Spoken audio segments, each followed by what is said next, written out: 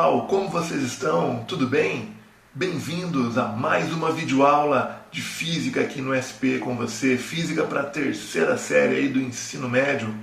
E nesta semana, na 8ª semana de atividades em casa do SP com você, nós vamos vamos terminar o capítulo, a unidade 19 aí do livro de vocês, do volume 10.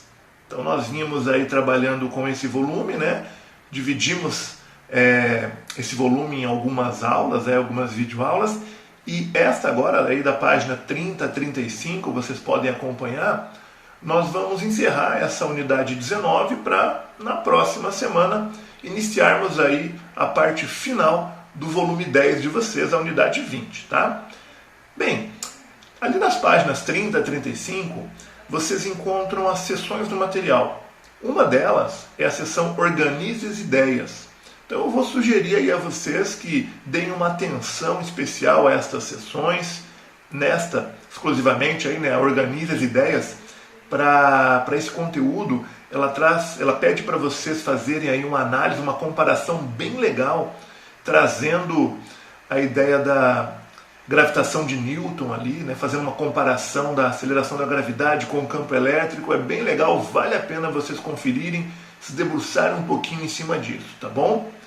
Logo em seguida tem aquela sessão Física em Foco, né, que vocês já conhecem. E esse texto, que eu também peço para vocês fazerem a leitura, esse texto vem falando sobre o movimento do elétron, bem interessante aí, finalzinho do século XIX, o que estava acontecendo por ali, a questão dos experimentos, bastante gente envolvida.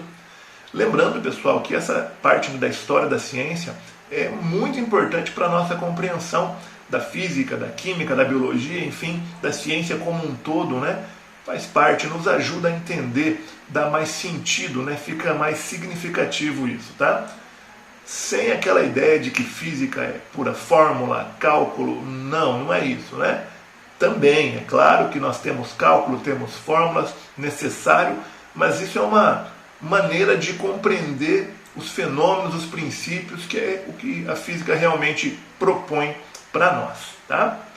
Logo em seguida, ali depois da sessão Física em Foco, nós temos a sessão Hora de Estudo, que é justamente onde nós vamos aí colocar um olhar mais especial nessa videoaula. Eu separei algumas questões para resolver com vocês. Então é como se fosse uma revisão, né, do que nós vimos, centrado aí na sessão Hora de Estudo com essas atividades, tá? E é claro, vocês não vão ficar sem fazer nada durante a semana. Vou deixar no finalzinho dessa videoaula também aquelas questões como de costume. Legal? Então acompanha comigo aí na sua tela, pessoal. Nós vamos aí para a página 32, né, da sessão Hora de Estudo. A primeira atividade que eu separei para vocês é a atividade número 2, que pede para assinalarmos a alternativa incorreta. Então, letra A. Dois corpos inicialmente neutros perdem certa quantidade de elétrons. Ao serem colocados próximo um do outro, eles se repelem. Bom, se eu tinha dois corpos neutros, se eles perdem certa quantidade de elétrons, eles tornam-se positivos. Então, os dois vão ficar com a carga de mesmo sinal. Positivo, positivo, vai atrair ou vai repelir? Vai repelir. Então a letra A está certa, né? E se está certa, está errada, porque nós queremos a incorreta, queremos a errada. Letra B. Letra B diz assim, ó: um corpo está eletrizado quando seu número total de prótons é diferente do seu número total de elétrons? Correto isso, pessoal? Certinho. Um corpo está eletrizado quando nós temos um número diferente ali, né? Uma quantidade diferente de prótons e de elétrons. Então, letra B está certa, não queremos essa. Vamos ver a letra C? Um corpo está eletricamente neutro quando não apresenta prótons nem elétrons. E aí? Será? Um corpo pode não apresentar prótons e elétrons? Está errada, né? Letra C com certeza está errada. Se está errada, está certa. É essa mesmo que nós queremos. Queremos a alternativa incorreta. Então, a questão número 2 ficou letra C. Tá bom? Vamos só passar pela letra D e letra E para dar uma olhadinha. Um corpo eletrizado pode atrair ou repelir outro corpo eletrizado? Com certeza, né? O corpo eletrizado pode atrair ou repelir outro, é óbvio. Letra E, cátions apresentam mais prótons que elétrons e ânions apresentam mais elétrons que prótons. Exatamente isso, né? Nós podemos chamar de cátions quando os corpos apresentam mais prótons. Quer dizer, perdeu o elétron, ele tem mais próton. Então ele é um cátion, está carregado com carga positiva. Tá? E o ânion carregado com carga negativa, quando ele tem mais elétrons do que prótons. Então, essa questão número 2 ficou alternativa à letra C. Tá legal? Vamos para mais uma. Agora eu separei aí a questão número 4 para resolvermos. Ela diz assim, ó. Dispõe-se de 4 esferas metálicas P, Q, R e S. Sabe-se que P repele Q, que P atrai R, que R repele S e que S está carregada positivamente. Então, pode-se dizer. Pessoal, para resolver isso, o segredo é começar de trás para frente. Vamos fazer isso aqui? Então vamos anotar, vamos começar a leitura de trás para frente, tá bom? Informações que nós temos ali. S está carregada positivamente, então a esfera S é positiva. O que mais? Vamos de trás para frente, tá bom? Disse também que R repele S. Então vamos pegar a esfera R. Se R repele S, o S é positivo. Então o R vai ser o que, pessoal? Positivo, claro. Outra informação. P atrai R. A esfera P, isso é uma esfera, tá, gente? A esfera P atrai R. Se R é positivo, P vai ser o quê? Negativo, não tem erro. Última informação, P repele Q. Então, a esfera Q, P repele Q. Se P é negativo, Q também é negativo. Então vamos verificar agora quais são as alternativas e qual alternativa está correta? Será que P está carregado positivamente? Não. P e R têm cargas do mesmo sinal? P e R, não.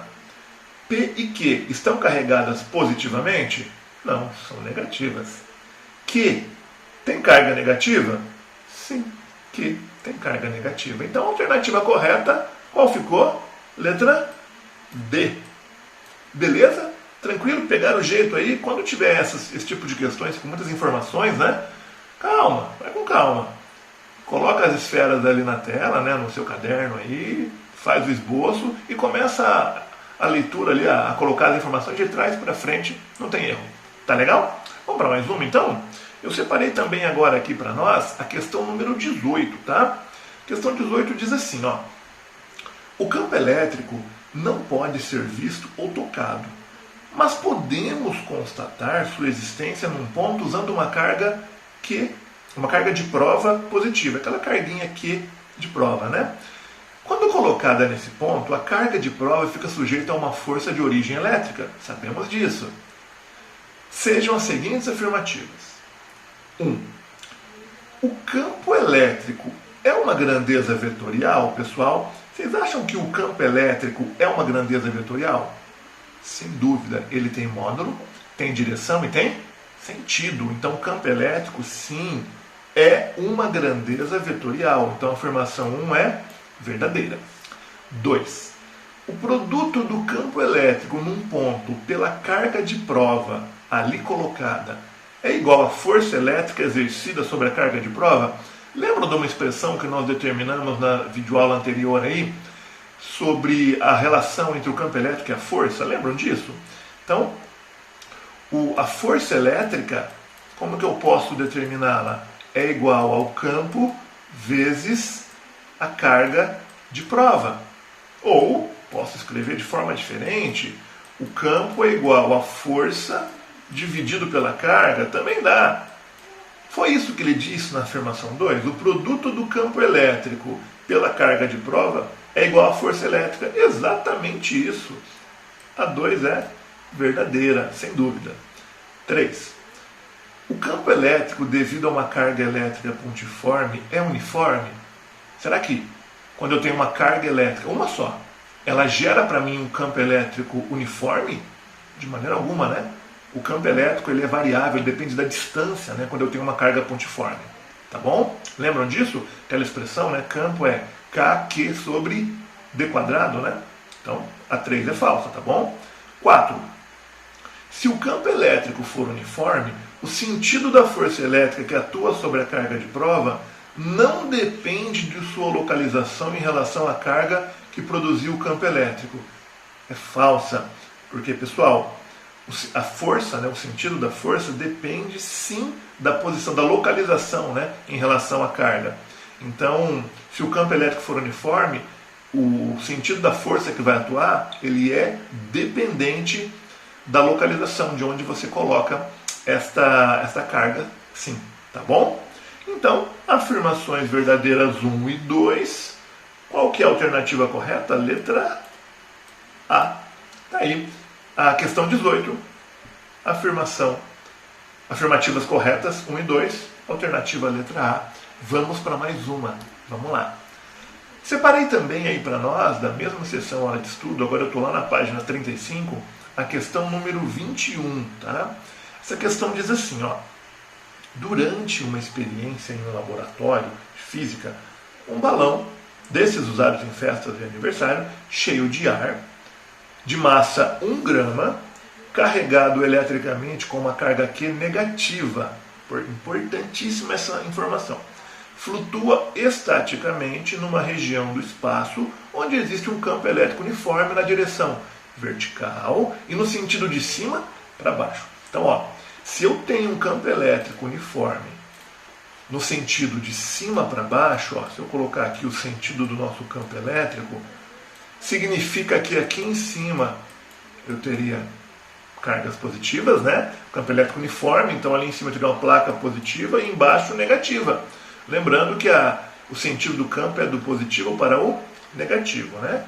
Então essa informação é importante, porque ele disse para nós que aqui, ó, eu tenho um balãozinho, né, que ele falou, carregado com uma carga Q negativa. Isso é importante, tá bom? Tá, vamos ver aí o que mais temos de informação. Desprezando-se o empuxo sobre o balão e considerando que a gravidade ali é 10 e que o valor do campo elétrico é 50 newtons por coulomb, pode-se afirmar que a carga elétrica do balão é. E aí? Ele quer o valor dessa carga aqui. Pessoal, o que vai acontecer? Esse balão vai ter uma força-peso para baixo, concordam comigo? Sem dúvida, né? Tem uma massa, portanto tem um peso. Como essa carga é negativa, nós teremos aqui, ó, campo elétrico de cima para baixo, carga negativa, haverá uma repulsão, né, dessa parte de baixo com a minha carga. Então a força elétrica estará apontando para cima. Força elétrica para cima, força-peso para baixo. Ele disse que flutua estaticamente, quer dizer, está ali estático. Então o que eu posso afirmar com relação a isso, pessoal? Que a força elétrica é exatamente igual a quem? Ao peso. Isso. O que ele pediu?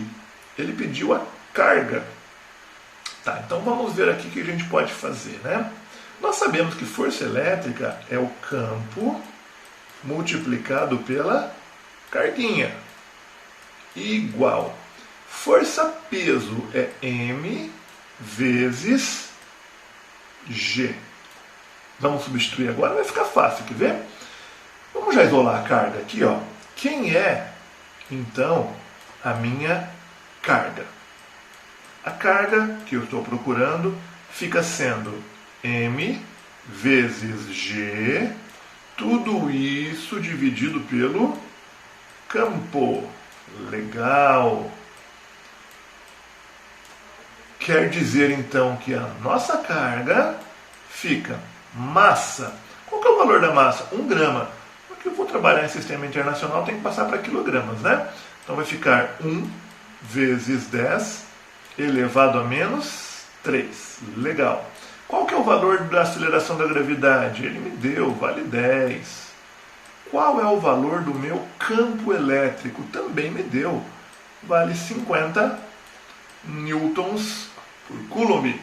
Se você fizer o cálculo aí, estamos percebendo que as alternativas estão com micro, né? Tem um 10 a menos 6 antes, tá? Então é claro que você vai precisar fazer esse cálculo e jogar esse carinha para micro, para 10 elevado a menos 6. Quando você fizer isso, você vai encontrar uma resposta de 200 vezes 10 a menos 6. Ou seja, 10 a menos 6 vale o quê? Micro, né? Então a resposta correta é 200 microcoulomb, que está aqui colocado para nós na alternativa letra A, né? Só dividir ali, ó. Se pegar o 10 aqui vezes 1 dá 10, né? Aí você simplifica o 0 em cima e o 0 embaixo, vai ficar 1 dividido por 5. 1 dividido por 5 é 0,2, né? 0,2 vezes 10 a menos 3. Aí você tem que caminhar com a vírgula para a direita para se tornar 10 a menos 6, né? Então, ou seja, caminhar 3 casas para a direita. Então, de 0,2, se eu andar 3 casas para a direita, 200, né? Por isso a resposta é 200 vezes 10 elevado a menos 6 coulomb, ou 200 microcoulomb. Muito bem, fizemos a 21, tem mais uma que eu separei para vocês aqui, é a questão número 25, tá? Que diz assim, ó. Uma pequena esfera de peso, ó, já deu peso, né? Não deu a massa, deu peso já.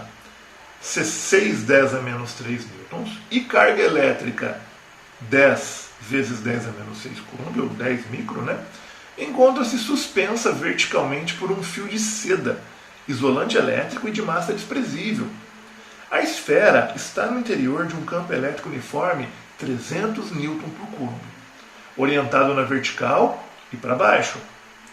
Considerando que a carga elétrica da esfera, olha que interessante, inicialmente é positiva e posteriormente negativa, as forças de tração no fio são respectivamente. Então nós temos ali a esfera pendurada, há um campo elétrico, tá, de cima para baixo, e a esfera primeiro vai estar positiva, ela vai estar positivamente carregada. Depois vai ficar negativa. Então ele está perguntando justamente nessas duas situações qual o valor da força de tração naquele fio. Vai mudar? Completamente. Olha só o que vai acontecer, pessoal. Primeiro caso aí da nossa esfera carregada positivamente, tá? Se o campo elétrico ele está apontando de cima para baixo, então eu sei que aqui em cima eu tenho carga, né, positiva e aqui embaixo negativa. Então o peso aponta sempre para baixo. Neste caso da esfera ser positiva, quem também vai apontar para baixo? A força elétrica. Porque ó, positivo repele positivo e atrai negativo, né? Então a carguinha vai ter uma força elétrica apontando para baixo. A tração está suspendendo, está segurando esta força, esta carga. Então a minha tração ela está sendo responsável por segurar, por aguentar duas forças, né? Quais são? Peso e força elétrica. Então olha como é que fica, olha que legal. Tração é igual a P mais a força elétrica. Bom, tração vai ser igual a P mais, quem que é a força elétrica? Nós já sabemos, é a carga vezes o campo. Então a minha tração vai ficar peso, 6 10 a menos 3, mais, quem que é a minha carga? 10 vezes 10 a menos 6, vezes o campo, que vale 300. Se você fizer esse cálculo, você vai encontrar que a força de tração que está ali suspendendo, né, a nossa esfera é de 9 vezes 10 a menos 3 newtons. Tá? Muito cuidado na hora desse cálculo aí, eu nunca posso somar 10 a menos 3 com 10 a menos 6. Tá? Então você tem que, por exemplo, pegar aquele 300, multiplica pelo 10, que dá 3.000. Né? Então fica 3.000 vezes 10 a menos 6. Só que você não pode usar isso. Você tem que fazer o quê? Tem que pegar o 3.000 e transformar para 10 a menos 3. Que é fácil, né? Se eu tenho 3.000 10 a menos 6, você anda com a vírgula para a esquerda 3 casas, fica 3 10 a menos 3.